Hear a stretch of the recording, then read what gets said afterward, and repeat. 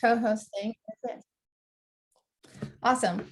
So welcome everyone to the first official WordPress accessibility meetup. I'm super excited to see how many people we have here. I'm Amber Hinds. I'm the CEO of Equalize Digital.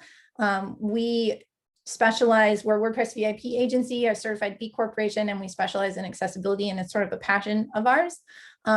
And I really started this meetup, or wanted to start this meetup, because there's not a lot of people that do accessibility in my area.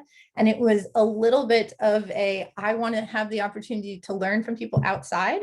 So 100%, the goal of this is not a sales pitch or even for me to be the speaker all the time. I'm super excited about some of the speakers we have lined up. And we will be bringing in people that hopefully I want to learn from, as well as everyone else. So it should be a good community. So on that note, if you are doing something with accessibility in WordPress and you would be interested in speaking and sharing with the group, we are looking for some speakers, I think still for September and October. So you can reach out to me or Emma on Meetup and give us your idea, and we can talk about dates and get it scheduled. So I am going to share my screen. And the fun thing about this one is that I am going to be doing something a little more casual, which is showing you sort of a live demo of how we do audits. I don't have a slide deck for this because I'm just going to be doing some live testing on the screen. We will have the video posted once we're able to get it captioned so you can look back on it. But unfortunately for this one, I don't have slides because it's more sort of like, how do we go about it? What I have up right now is a Google Doc, which is part of our accessibility audits that we do for clients. Obviously, there's a lot of words here, and I'm not expecting that anyone can read them, but I'm going to highlight a couple of things in this, and then I'll move over. But I think it's good to know, and let me just zoom in here a little bit. Let's go this much. It's good to sort of know what we do and what information we're striving to get out of the audit before I actually go in and show you some of the tests that we do. Our goal, of course, if we're building a custom website, is to try and do a lot of stuff early. So we have accessibility design reviews and stuff, which I'm not going to be talking about today. But what I'm going to be talking about is how we either test a website that is new before we get ready to launch it, or if someone comes to us because they have an existing website and they want to have it audited. Our basic methodology is we use the Accessibility Checker WordPress plugin to do some automated scans. We also use DQ's Axe dev tools, which I will demonstrate. Those are the two automated scanning tools that we use in our audit process. And then we will use a variety of screen readers. Most commonly, what we use is Voiceover on Mac and NVDA on Windows. And JAWS usually comes into play if we have users involved in our testing process, because our testers typically have JAWS and use it. I am way less experienced with JAWS, so I won't be showing that today. And I'm on a Mac, so I'm going to be showing you Voiceover today. With our audits, we generally have at least 2 people on our team do screen reader tests just to make sure we're not missing anything. Different screen readers say different things in different browsers, but generally you can get most of it just with a single test, but we like to really cover our bases and make sure there's not anything funky that we're missing. Once you are familiar with them, you sort of know, oh, it's going to say this when it encounters certain elements. We always have a note for client about severity of issues, and I will show you sort of how we write out for people because we track or suggest what the severity is. But we like to explain to our clients that a low issue, we typically would say low issues are lower priority, right, than something that is high or medium or critical.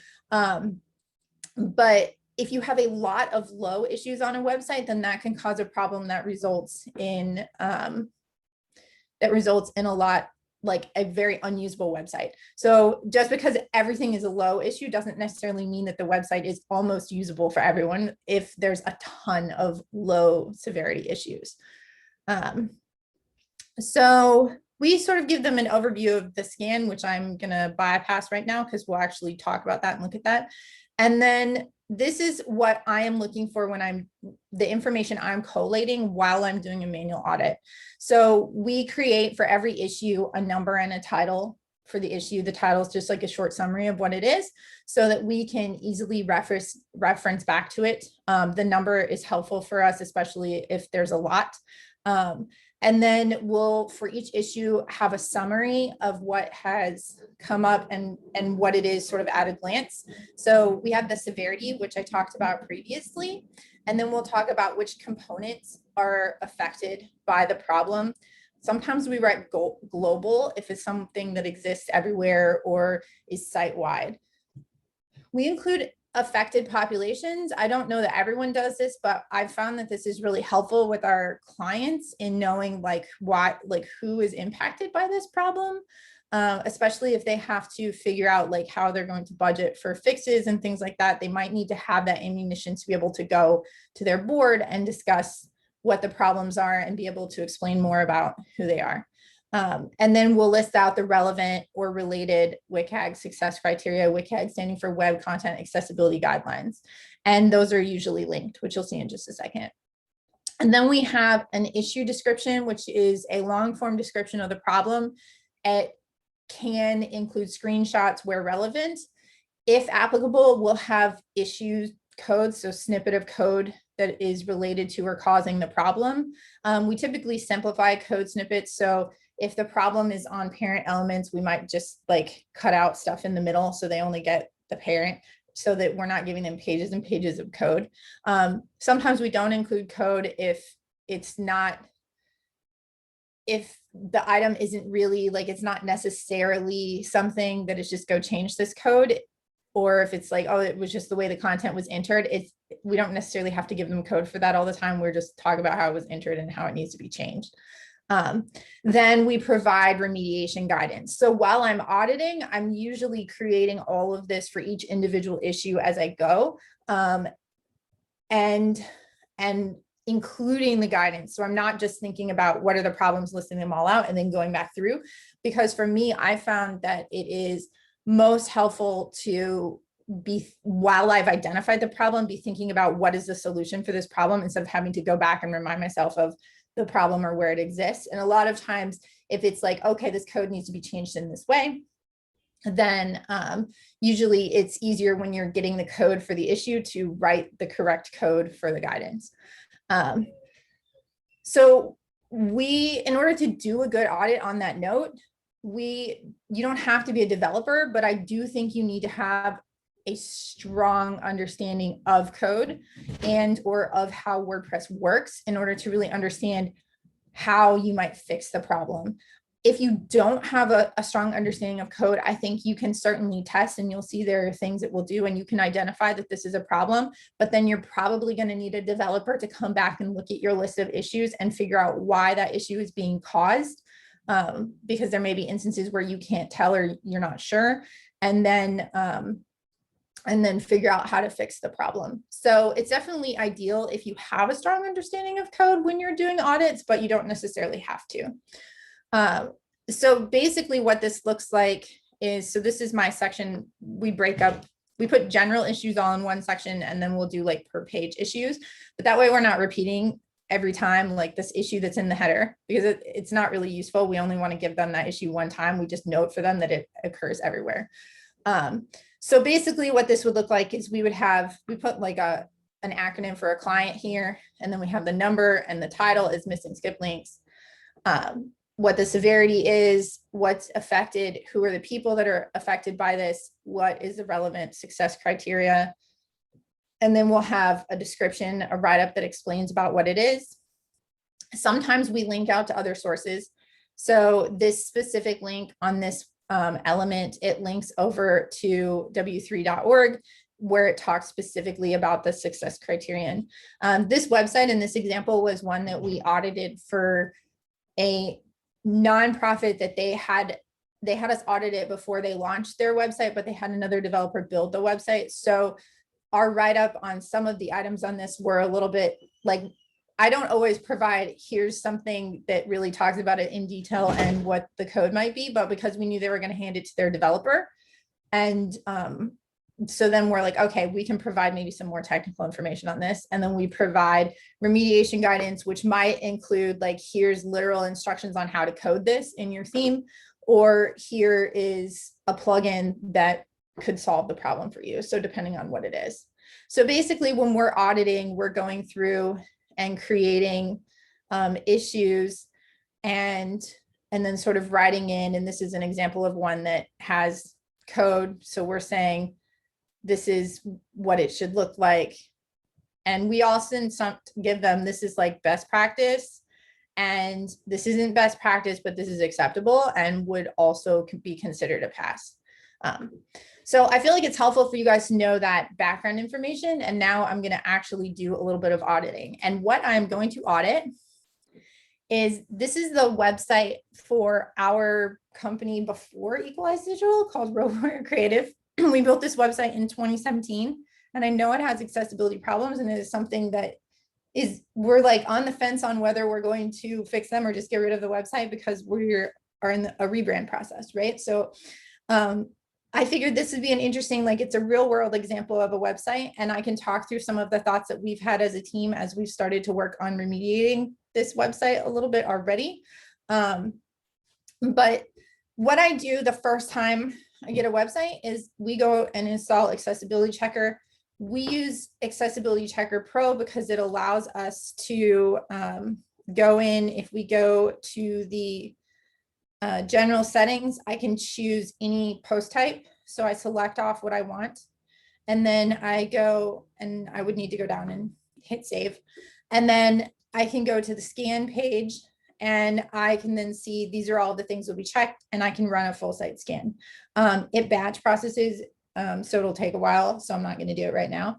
But you can sort of see, like, these are all the things that would be checked. And then we do a combination of looking at the individual report on the page and looking at the overview. So in this particular instance, this is the overview of all of the open issues, which is available in Accessibility Checker Pro. And I can see that in that full site scan, I have right here is the number. So 10,923 issues, which sounds like incredibly scary, right? You might look at that and think, oh my gosh, what is, that's a huge monster job. So where we have found what is most helpful and useful is we have our fast track feature. So if I go over to the fast track feature, then I can actually look at the issues grouped by code snippet. So I can see, for example, that this specific code snippet right here, which is a link to our Twitter account, which uses, it has font awesome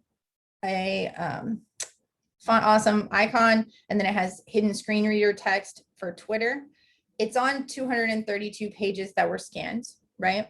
So it's on every page. It's in the footer. I know this. If I look at my website, what we're looking at right here is this element right there.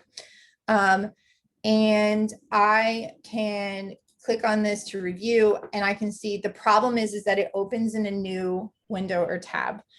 This particular item is a warning, not an error. And if you click the I, you can get more information about it. But our recommendation is that, and most recommendations is that you need to warn user if you're going to open in a new window or tab, because they expect, people expect that links won't open in a new window or tab.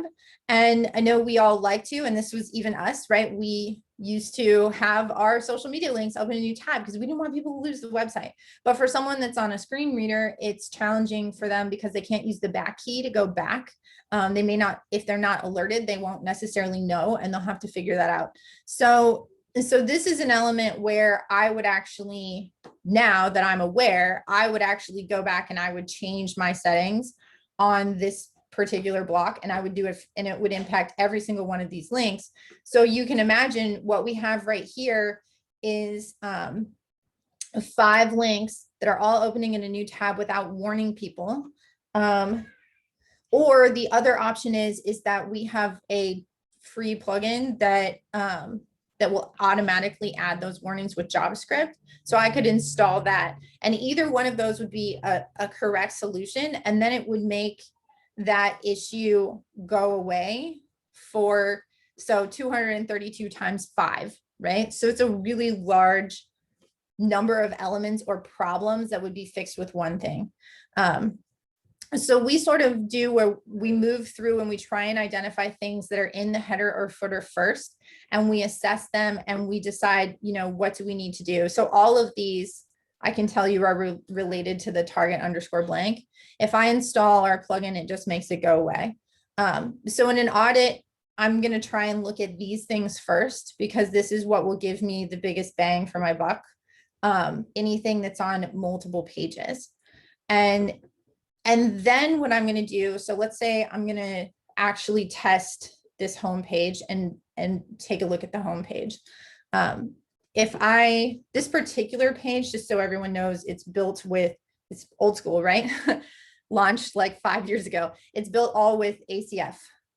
So it has a bajillion ACF fields down there. So this is my summary, and I can go to the details section and I can take a look. The first thing I want to tell you is insufficient color contrast.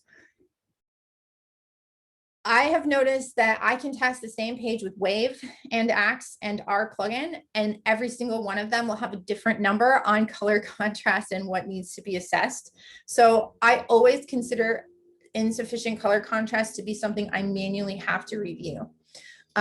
So if I open this, and this is where it might get a little bit hard if you're not familiar with the code, we're working on trying to have a plan for improving this if you're not, but I'll show you Axe's tool in next, which does like front end testing. But basically this, in this instance, we have a really big block because I think that there is probably something globally. So it's under this container on services, and kind of like everything in it, it's not able to tell.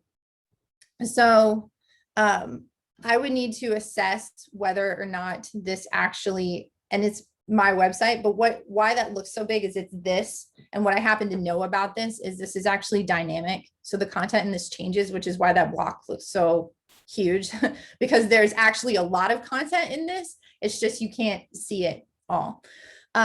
So this fails. And what I have to look at and think about is, this is our brand green, but we weren't really thinking about accessibility when we created our brand many, many years ago. And so what we actually need to do is we need to realize that this green only passes if we have black text, not white. So we would need to change the white text.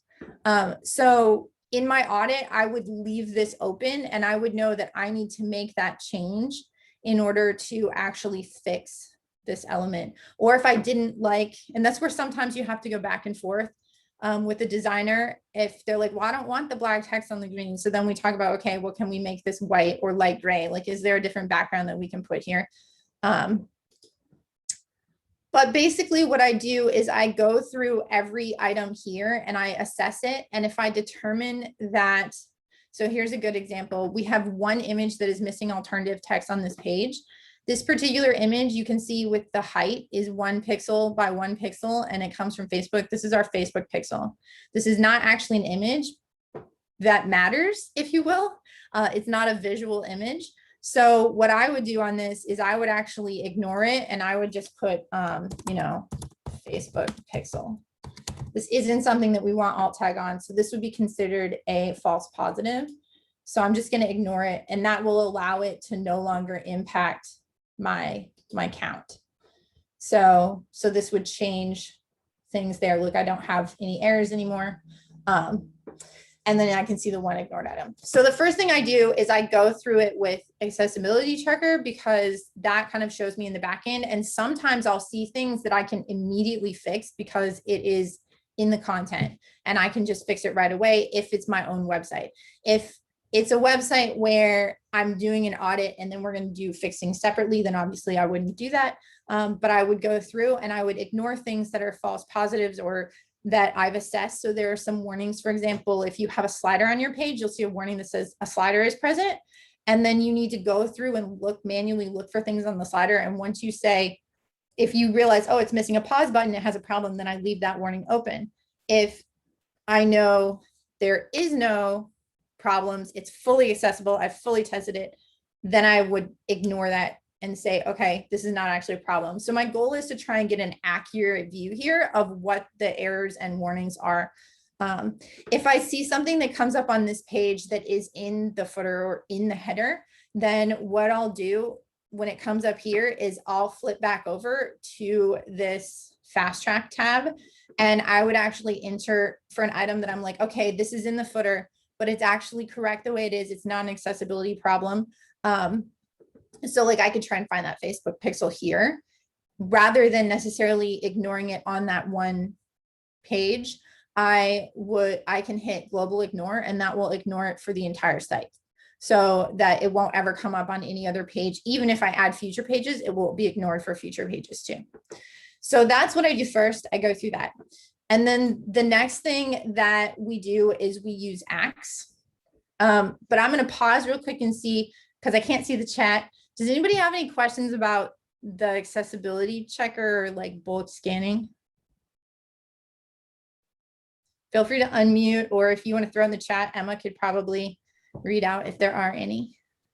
I have a quick question about the opens a new window. So normally I would put opens a new window in a span, absolute span. And if it's that way, or if it's on an ARIA label, will that plugin pick up either one? So currently I have to check and see if I don't know the answer to that. Unfortunately, if we have our rule logic is coded so that it will look for that or not. Okay. I can check and I can post a note in the Meetup page. I know that it looks for our new window warning, but that is the way we would handle it, which is you would want to do that. But I would also, in addition to having it either on the ARIA label or in the hidden span, which is what we do, we also add usually a font awesome icon. So sighted people also have the warning. Okay. Yes, that works too. So we do a combination of the two. I will be honest, I cannot remember if the plugin has logic yet to test for that, or if it only warns you of it, and we haven't yet added in the logic. So we just released it in December, so we're like still working through some items. Well, thank you for that. Yep. And Amber, this is Ron. What was your question to the group about checkers? Oh, I was just asking if anybody had any questions about the bulk scanning tool that I just showed before I talk about Axe. Gotcha. So, okay. All right. So I'm going to talk about Axe. So Axe has a free version and they have a pro version. Once you install it, it goes in your browser extensions. We like to use Axe rather than Wave because I feel like it is more comprehensive and it includes some great features.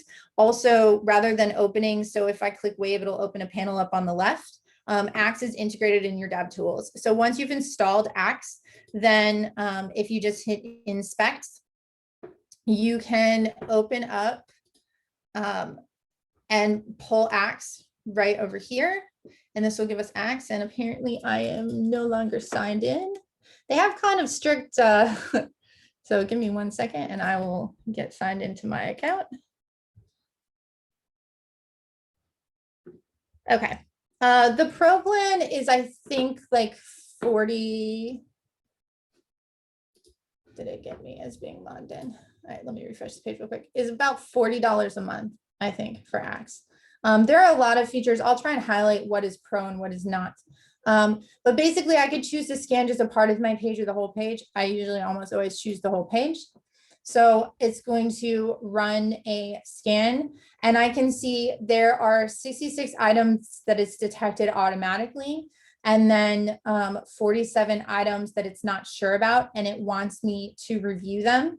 And it's sort of giving me some of these groups as well. So critical, serious, moderate, minor. So if I look down below in my all issues, I can look at right here. This is the first one, elements have sufficient color contrast. And then let me close my console there. So I can see in this, let's see if I do this a little bit, it makes it a little better. Okay.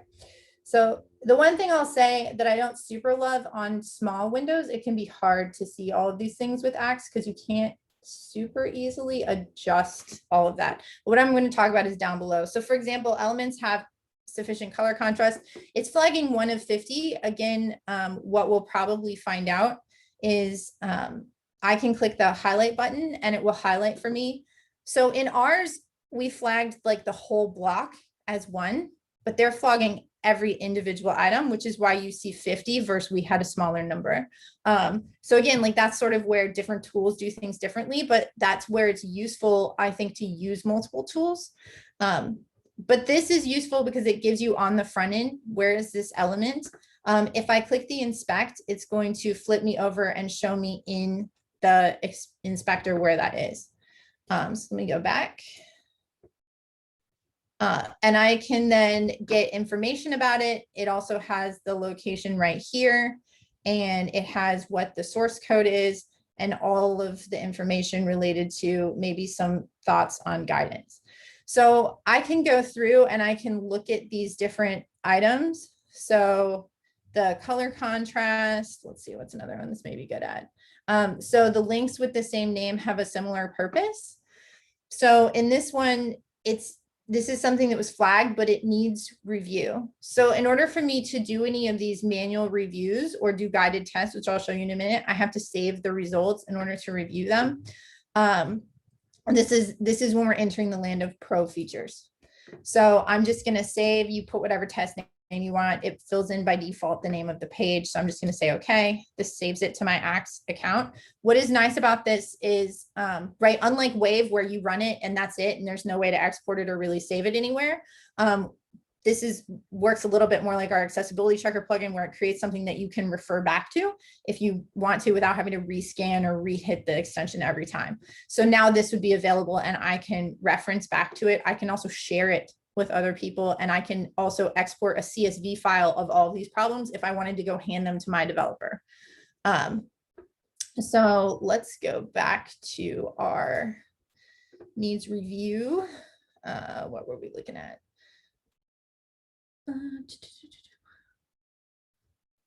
This one, links with the same name have a similar purpose. So it's saying it needs to review. So I'm going to ask it to highlight for me. So this is highlighting the case study, and let's see what it looks like. So this is the element. So I bet you what this is this is where sometimes I have to be like, okay, what are you? So there's this one, and what is that one? Interesting. So this flagged the telephone. So this one, I'm like, okay, this is definitely not an issue. So I would just say, no, this is not an issue.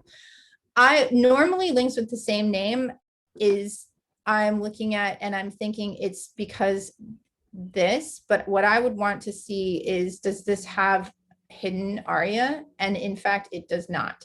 So you can see right now I've flipped over, and this link right here has the case study only. It doesn't have hidden screen reader text that would say, for example, case study for workforce solutions panhandle, right? Or it could have an ARIA label. So this is actually a problem because this text right here is not unique from this text right here or this text right here, but they go to different places on the website. So nobody would, on a screen reader, people don't have context of the text next to it if they choose to just have the links on the page read out. So they would hear case study, case study, case study. So this is something where we would need to go in and change how this is coded in order to make sure that it's unique. So let me go back, oops, to to Axe, and I would actually say that, yes, this is an issue.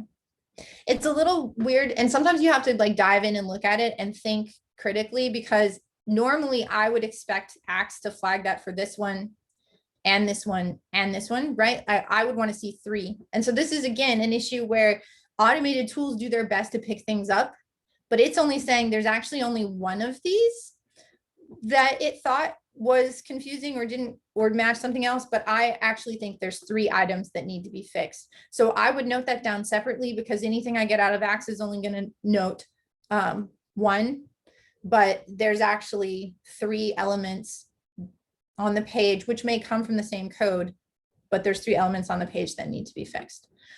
So when I do that, it actually reduces the needs review and it adds it into the issues that is there. And the other thing that is super helpful about Axe is they have guided testing, which is really useful if you are new to accessibility and you're not sure what to do. So one of the things we need to do is tab through our page and make sure that everything is focusable and visible and that we can reach all of the elements. And Axe has a guided test that shows that. So keyboard is one of those. So if I click start keyboard testing, it's going to say, okay, we're going to test on this page. I'm going to hit start. And what it's going to do is it's going to run through the page. And it's going to check for all of the tab stops and it's going to number them as it goes through the page.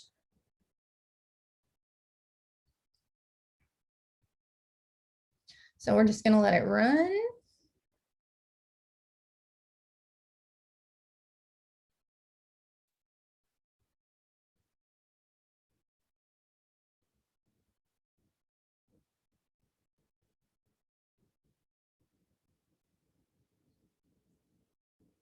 Obviously, it goes a little faster if you have shorter pages. If you have a lot on your page, then it can take a minute or 2 as it gets through every element. But I think we're almost to the end, possibly. Also note, I generally do it not logged in. So you're going to notice, or you may have noticed, that it hit the admin bar too at the same time. So now it's just sort of double checking things and scrolling through the page.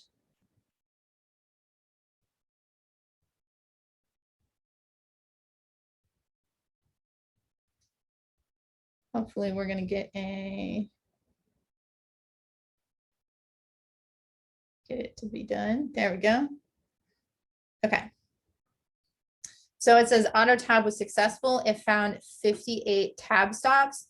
Obviously, you can see up at the top, there's a bunch of items in the WordPress admin bar. If I had not been logged in, those would not show up. But what it did is it went through the page and it numbered everything that it found as a tab stop on the page. So I'm going to hit next. Let me move this up just a tiny bit. So I'm going to hit next. And the first thing it says is, we've highlighted everything. Is there anything that you expected to be in the tab order that was not? So basically you would want to look through your whole page and look for, this is a little weird because it just puts a pixel on it, but you can see there's a tab stop right there. Here's something I noticed. I don't see a tab stop on this button. So right there, that's something that could potentially be a problem. But then I'm going to look. So this is a link, and obviously like it was actually on the link, but sometimes it doesn't totally, when it wraps or something, it might get slightly more than that. But I'm going to look through and see, did it get everything that I expect it to get?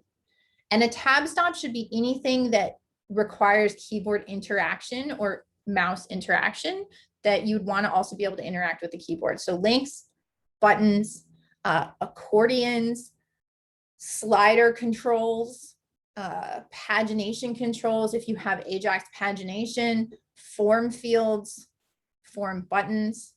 So basically I would look through all of these items and I would make sure, did it get everything? Right now, I'm going to say, yes, there were elements that were skipped because I think this button was skipped. I don't see it highlighted. So I'm going to leave that as yes. I'm going to hit next and it wants me to select it. So I'm going to select this and I'm going to hit next. And then we've detected some elements which were skipped in the tab order. Do each of the following have a way to use the same functionality during keyboard? So I'm gonna look at this. And that's down low. So that's here. So this is a little bit interesting and weird and actually makes me think I need to inspect the code because it looks like it's highlighting something in between these links. And do you see there's a 59 in this spot? I'm not sure what's up with that. So that's something that I would flag. I don't actually think that there is a problem. Like, I'm not sure what this element is. So I would probably, in this instance, I would say, no, there is no alternative. So it stays open because I actually want to manually come back without Axe and test this and figure out, is there actually a focusable element there? And then, right, I would do the same thing. Again, this is a little weird, like it's sitting off somewhere. I'm not sure. Sometimes things are buggy and there may not actually be something here, and Axe was trying its best, but it didn't. Other times there may actually be something weird here that I can't visually see, but there is a tab stop there. So I'm just going to leave those open as there's no alternative. That might not actually be the problem, but that way I remember that it's a problem. I need to come back. So then basically it gives you a summary of all the things. And if you hit finish, then it will actually add into your total. So now I have 6 guided issues. So there's a bunch of different tests that you can do here with guided testing in Axe that I think are super useful and helpful. We don't have a ton of time today, so I'm not going to go through them all, but I highly recommend this if you're doing a lot of testing. So then after I do all of my automated scanning, I still have to manually test things and see what the interaction is like. So I am going to, the first thing I'm going to do is I'm just going to try and tab through the page. I'm going to do a hard refresh just to make sure hopefully my focus is at the top. And I am actually going to log out because it's a little bit easier to do this just as a front end. So I'm going to do this without a screen reader first because I like to just focus on the visual of it. And then I will do it with a screen reader and listen. So I'm going to hit my tab key. I'm going to try and narrate what I'm doing with my keys, and then I will do a screen reader in just a minute. So I'm going to hit my tab key. And the first thing I expect to see when I hit my tab key are skip links.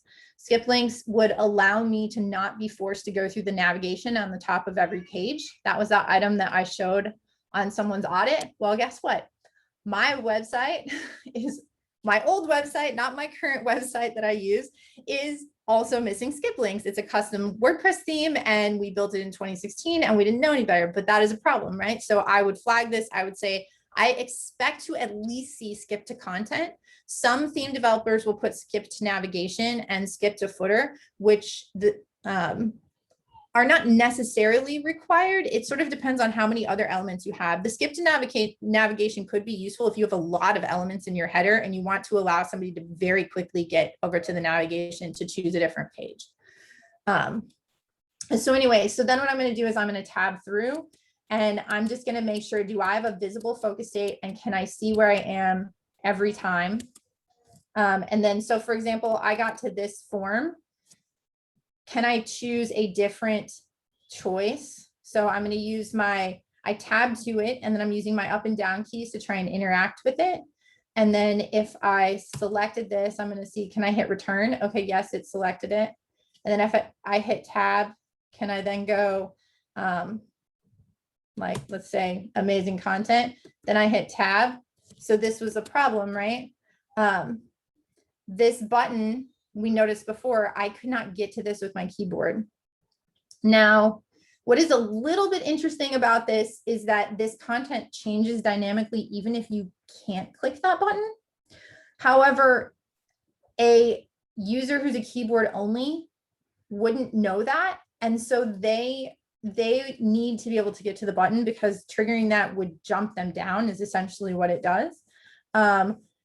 So this is a problem because they're going to think it's broken and they're not going to know how to submit the form that they want to submit. So this is an item that would need to be fixed.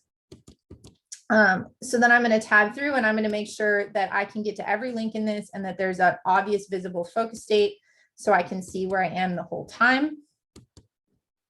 And then, so sort of keep going through. I would probably question, I would want to check our color contrast on the blue on this. I think probably it would be better to have the whole button state change to a darker color or a different color rather than just having it get slightly darker and have the blue focus on the inside, because I'm not sure that meets color contrast with the black background. And I'm also not sure that it's really obvious enough for people. So that would be something that I would flag as an item that we probably have to fix. And then same thing on this form here. The cursor goes to the fields, but it doesn't really highlight the fields. So it's easy for people to miss that. So I would flag the missing focus state. The other thing that I would flag about this is we've done the thing that designers love to do, which is we're using placeholders only instead of actual visible labels. These fields, you'll notice in both of our scans, nothing came up on missing field labels. They have labels for screen readers. However, you still have to have visible labels that are always visible for sighted users, because if someone has a cognitive disability or they have memory loss, if they start typing in the field, they then can't see what they're supposed to put in there. They need to always be able to see the label. Designers hate this, but it is like, it has to be done. And there are ways to design it and make it look nice. So this would be something that I would note. It doesn't come up in scans because again, there are labels there. Like it is a HTML semantically correct form with labels that screen readers catch. So a scanner can't catch that. So that's really where you have to do some of the manual testing. So I'm going to note that. I'm going to do the same thing where I make sure I can select things, hit like the space bar or the return key to try and trigger fields. I hit enter right then to submit it. So I'm going to try and submit it and see, can I submit it? And then can I obviously see if there were problems, that something was missing or the format was wrong or whatever that might be, so that I can go through and correct it all. Then I'm going to keep going down through. So same thing. So this was where we saw something sort of weird happen with tab stops in Axe, but I'm going through and I don't actually see a tab stop problem. So I'm going to say that was Axe being buggy and there wasn't actually a problem. On this particular element, I'm focused on, so the see more press. Let me go back up. So the color contrast applies not just to an element's normal state, but also its hover or focus states.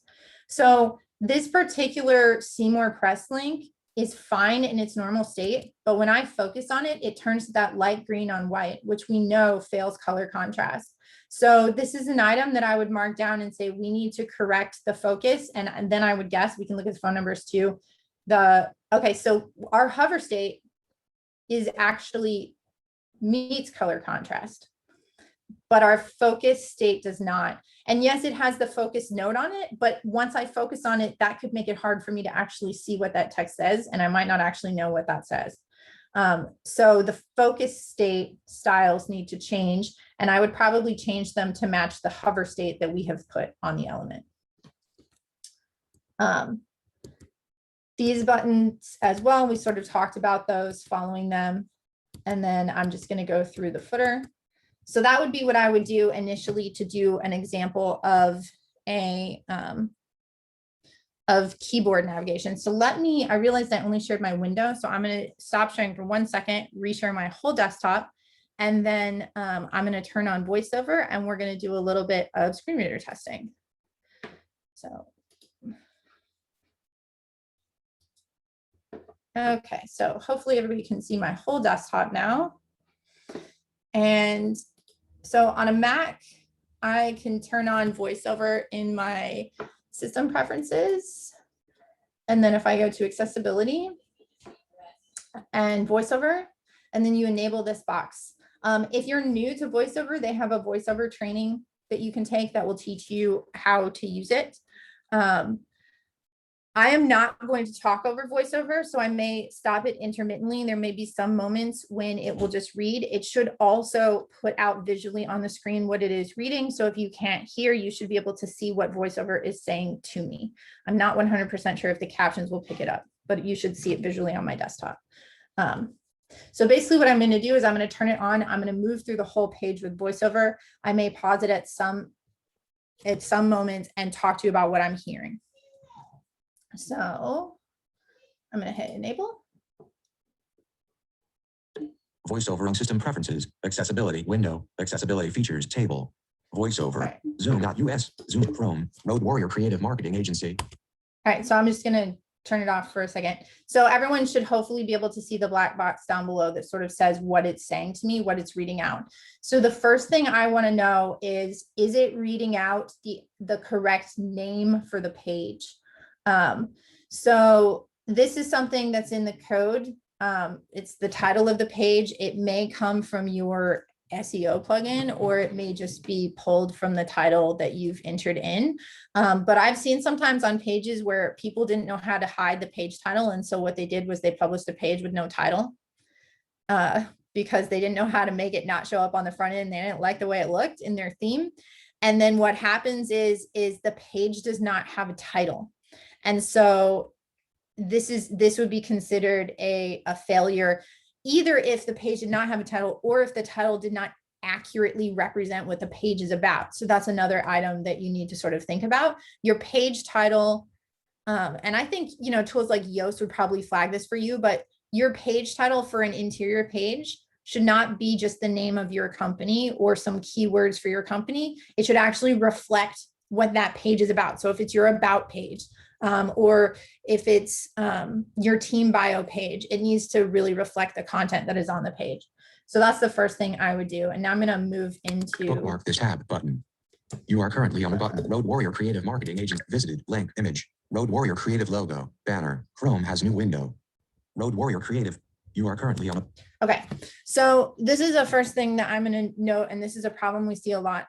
So this is our logo. It has alternative text, which says that it is our logo. However, this is actually we noticed it's focusable, and it's focusable because it is a link, and it is a link to our homepage. So this is what's called a functional image. It's not just there to provide context or decoration or additional information visually. It's there to serve a purpose, which is if you click on it, it gets you to our homepage. However, the alternative text doesn't convey that. It just conveys that it's our logo. And someone might think link, Road Warrior Creative logo, and they would think, oh, that just opens their logo. So we would actually need to change the alternative text on this element, and we need to make it say, go to Road Warrior Creative homepage. And nope, we don't even have to describe what the image looks like. If your logo has a picture of a cow in it, you don't have to say like logo with cow and sun standing happy in a field or whatever that might be. It does not matter what it looks like. When it is a functional linked image, it matters where it goes. So I would note this as a problem. And again, this is one of those things that a scanning tool can't pick up. It says, oh, there's alt text, it's probably good. Scout Lever has left the meeting. So let me go through. Visited link, culture, list 6 items. You are currently on a link. To click this link, press Control. Okay, so what is good about this is that I have just heard that I have a list with 6 items. It is correct for your navigation or any sort of grouped items to be in a list so that someone knows how many elements there are and how many to expect. So I would want to see, are there actually 6 items, which there are. Sometimes we've seen in themes where there's the navigation with, let's say, 5 items and the contact is a button. But rather than styling the contact as a button with CSS and a class on that last element that they've added to their menu builder, someone has put a budget in a widget area, or sorry, a button in a widget area. And so what happens is the person hears that there's 5 items in the navigation list when there's actually a 6th that they don't know about. And so that would be considered a problem. So you want to make sure that all of the items in your navigation are contained within the list element. So I'm going to move through a little bit. Visited link, services, visited link, case studies, link, insights, visited link, certified e-corporation link, contact, You are select edit text main. You are currently on the text field inside of a heading level 4. To enter text in this field, type. Let me go back up. All right. So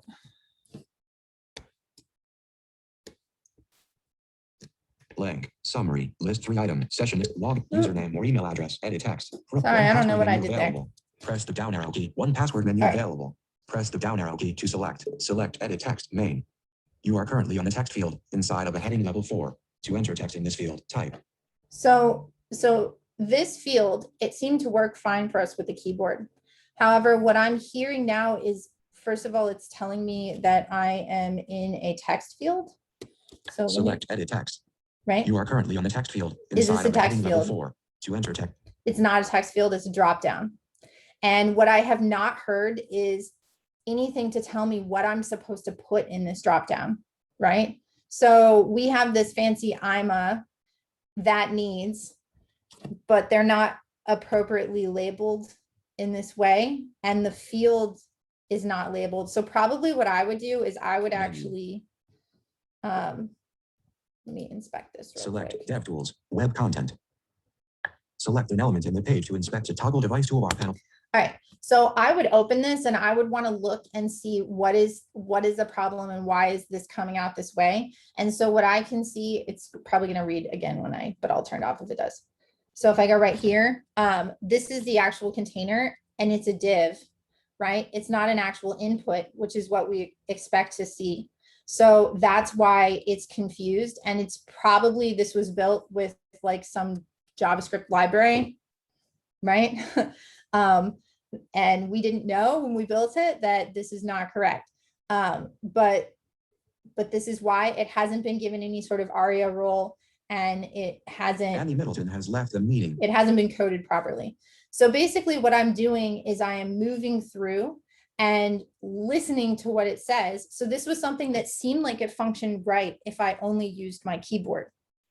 But when I turn the screen reader on, I'm hearing something and I'm realizing, no, this actually isn't right. Even though it seems like it works perfectly, it doesn't get flagged in automated scans. It works perfectly with a keyboard only. But what a blind or visually impaired person will hear does not adequately explain what this field is or what they need to do with it. So this is 100% something that needs to be completely recoded. And I mean, this is like a fully custom, so it's not a plugin. So in this instance, I would just go to our dev and I would be like, hey, this whole thing needs to be redone. Or we would have a conversation, you know, I mean, this is where it's a weird balance. https://select.js.org. I'm actually going to turn voiceover off because I think that was enough to sort of get a feel for kind of the things we're looking for.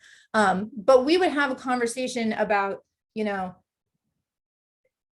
like, and we have these with clients too, is, do we actually need this? Like I've run Hotjar on this website. Almost nobody uses this. So we could have a decision about, do we recode this to make it better for screen reader users?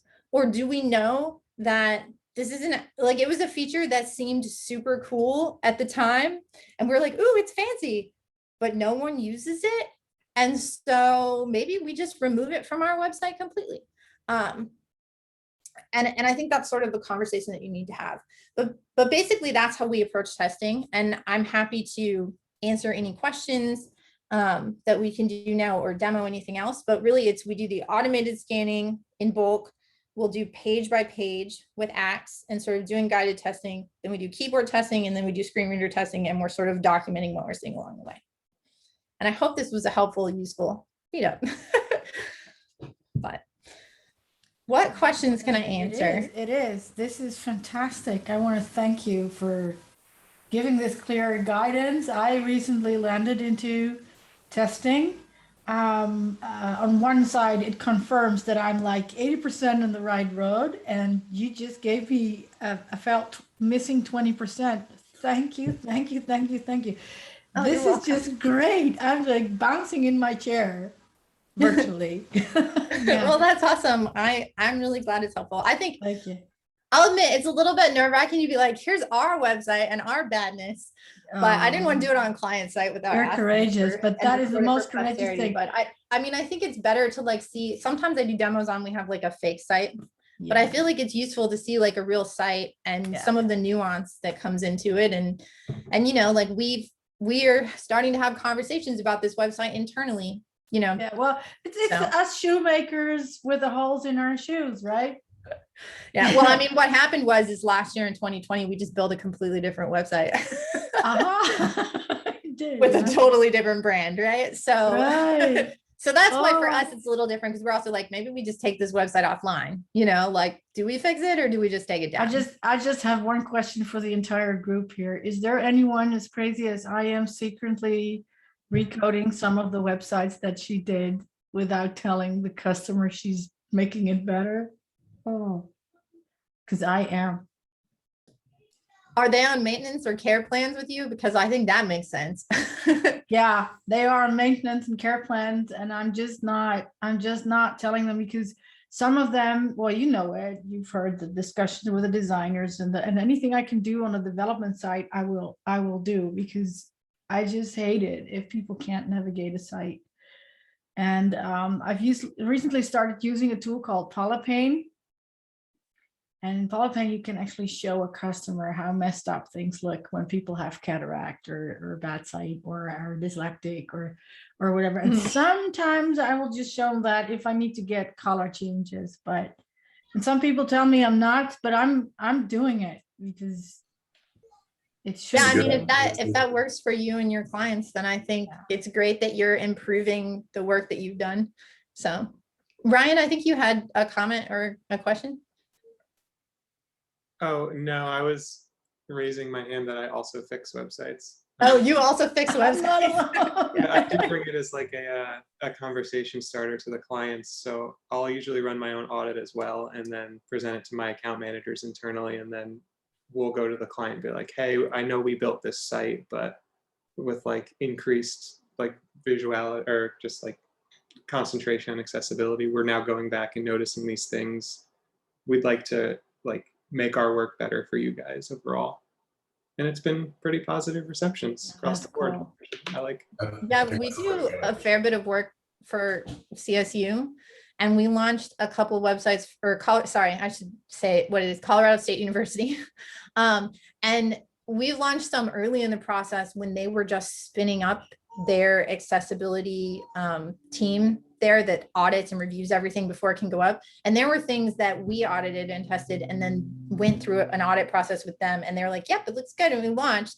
And now like a couple years later, we're going back, and actually our tool flagged this because we just gave them all, we're like, here, have some licenses for this. Like you can use it. And they're all like, hey, there's like skipped heading levels on this one blog, you know, on it, like in the way the related post section is coded on the blog post. So it shows up on everything. And they're like, why do we have all these problems? Is this really a problem? We're like, oh yeah, it really is a problem. We should fix that. But I think that's the thing is like, I mean, I'm always cautious about, you know, certifying something as accessible or anything like that, right? Especially if they're going to be maintaining it. Like you can always say something was accessible at this exact moment when I tested it, but the second any content changes, it may or may not be accessible anymore. But I think too, like it's a learning process, and we're working on it. And there are times when you just have to, you know, you maybe didn't get it right, but if you can go back and fix it, then that's, you know, and that's our conversation we're having about this website, ours. So.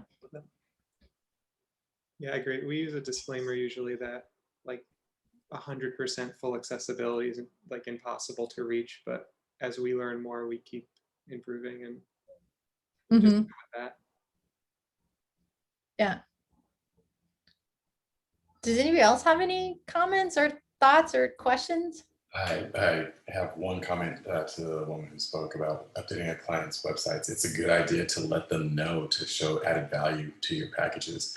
So even if you're making them for free, let them know, it's like as a conversation starter, let them know that this is what I'm doing. This is added value to your monthly package, and it's making your site better. But if you do it behind the scenes, they have no idea what you're doing, and you can do a ton of work and they don't see the value. They may never see the value in your service, but if you show them that you're constantly maintaining it, it's good for your business.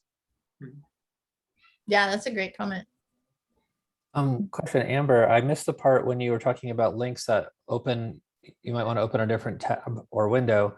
What are the two acceptable solutions there? I think you mentioned two. Yeah, let me reshare my screen real quick and I can show you what we're doing these days on our website that is actually accessible.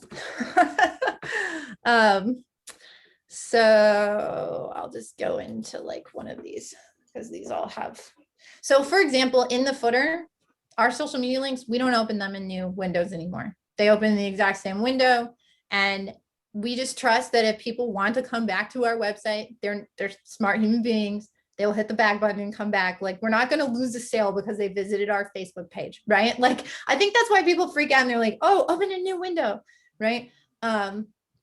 Like, this is still part of our funnel or whatever that might be. So we open those there. But anything that has a legitimate reason for going off site. So in this example, we have the link over to the WCAG success criteria, and we're thinking, but they might not have finished reading how to fix it, but they still want to open that. Then we do three things. One is that we add the font awesome icon so that a sighted keyboard user would have the warning, because they might not have a screen reader, but they might be somebody who can't use a mouse because of mobility reasons. And so they want to have the warning too. And then on hover, if you're a mouse user, you get a hover notice. And then we are doing, let me inspect this real quick. And what we do, so this is that particular link, is we add screen reader text in a span class that comes after the link opens and its adds opens a new window. So on a screen reader, it would read link 2.4.4, link purpose in context level A, opens a new window. And the reason why we do it with the hidden screen reader text rather than the putting an ARIA label, for example, is because we actually are doing this dynamically with JavaScript. And it is easier for us to make sure that it's in the proper order. And it also works, for example, dynamically on buttons. These are links styled as buttons. They're not really buttons. But in that instance, so from like making sure it comes in and appends to the text rather than trying to get the text of the link and build an ARIA label dynamically, we're appending it with screen reader text. And we have a plugin which we're submitting to WordPress.org that if you install it, you don't even have any settings. It'll just do this automatically to every link that has target equals _ blank on it. So, and that will work with Accessibility Checker, and it will automatically, if you have that plugin active, remove all of those warnings. So, and I will say it works relatively well for, I'll also say, like, this is an area where people sometimes question that, which is the sharing links. Where's our blog? Our blog that we haven't updated very recently, but so this is a social sharing plugin. And if you click on it, it opens in a new window and targets, right? So I could share this on Facebook. But this is the same thing. You really do have to warn people because they might not even know how to get there if they're a blind person. So this is one where, again, like there might be a legitimate reason because it's triggering something from that web application to have it open in a new window or tab, but you still need to have the warning. And this comes dynamically in the same way. Some plugins, depending upon their styles, it doesn't look quite as nice. Like it might go under, like if you only have the Facebook app, for in certain instances, it might actually go under it. But if you know CSS, then you could fix that, or you just choose a different design for your plugin buttons. Most of them have multiple options and you can sort of cycle through them and see how does that dynamic function work. So. This is Joyce, and I'm going to add a little bit to that. I'm actually blind and a full-time screen reader user. In terms of links, I think you did a great job explaining all the different things you could do.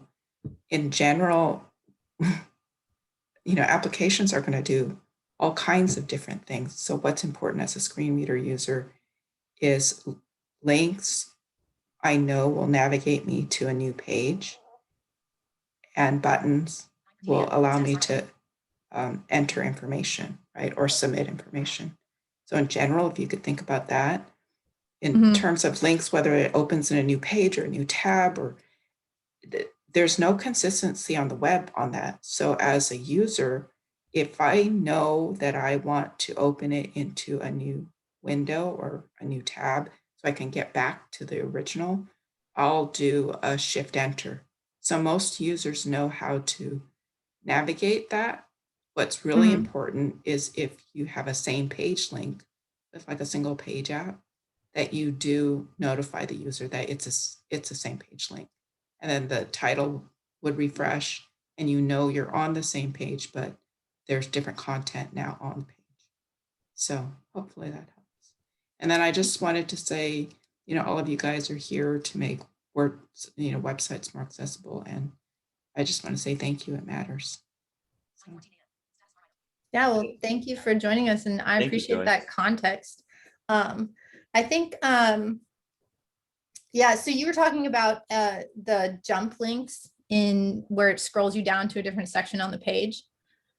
Yeah, but what I think is more common these days are these single page applications.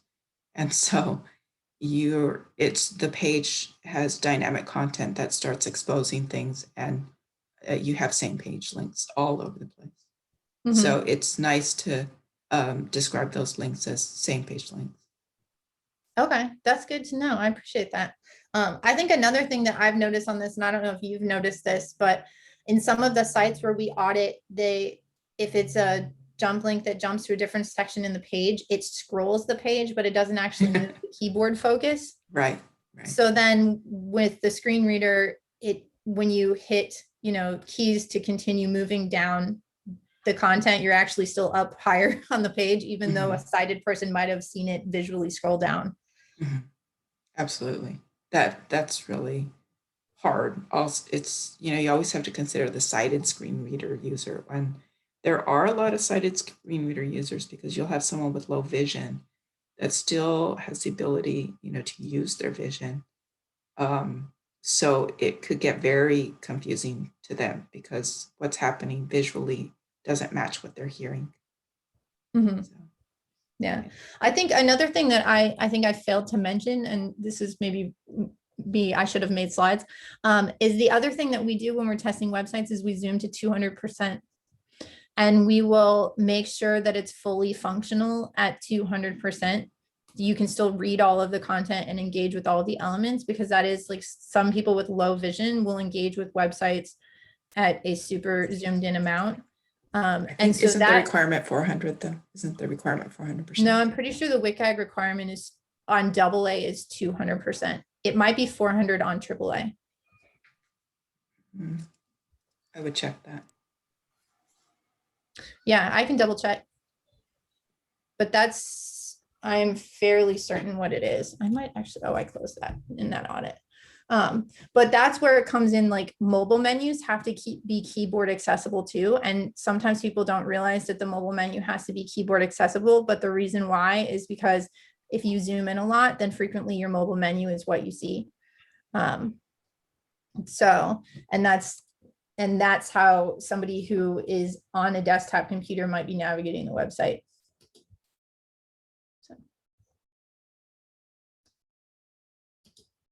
Well, do we have any other questions or comments?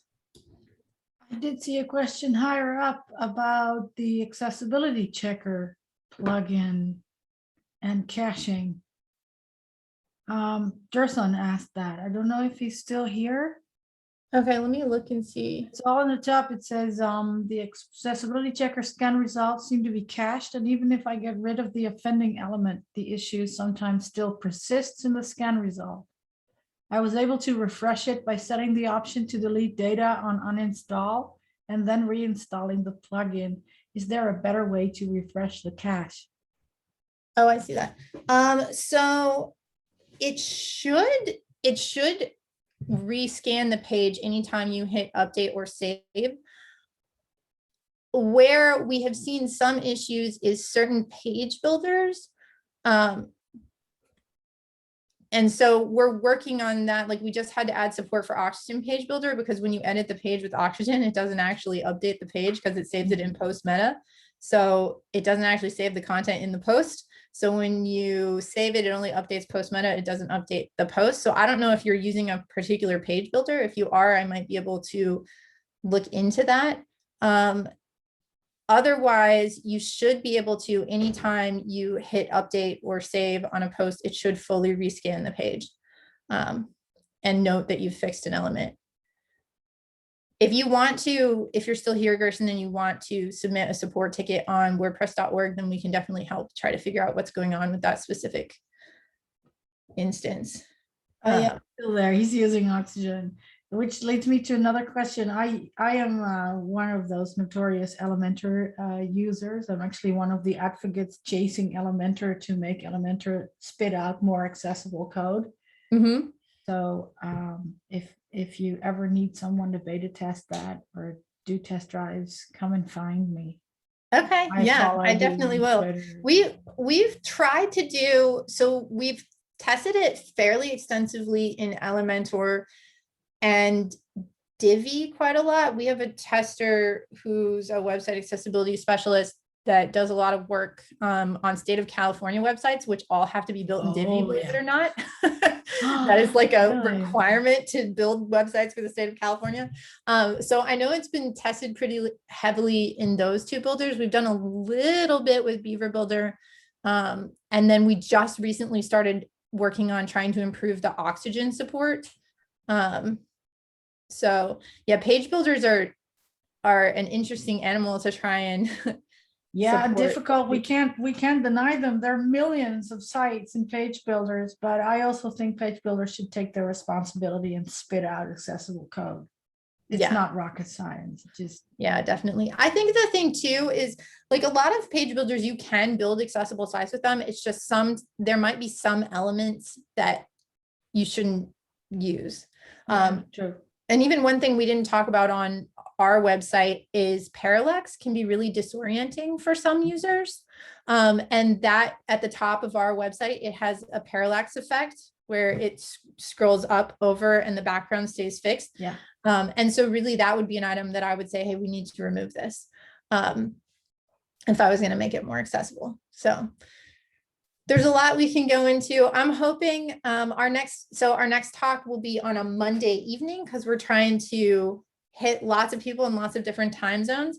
And Taylor Arndt will be speaking again. I think, Emma, do you remember the exact date? I don't know if she's still here. Probably she is, but let me pull that up real quick and look at it. But anyway, it's in Meetup, and she's going to talk about like building websites with her screen reader. I'm pretty sure she uses NVDA in WordPress, and how theme and plugins and people who build websites can make the backends and the editing experience more accessible, which I think should be super interesting and cool. But I think for sure, if you are interested in speaking, or if you have specific topics, even if you don't want to speak and you're like, I really want to know like how to pick an accessible theme, or how to resolve accessibility problems in this specific plugin, if you reach out to us, we will try our best to find somebody who can give that talk. So thank you everybody for coming, and we'll be. This was fantastic. Thank you very much. Yes, thank you. Thanks a ton. It's great. Thanks. All right. Bye. Have a good day.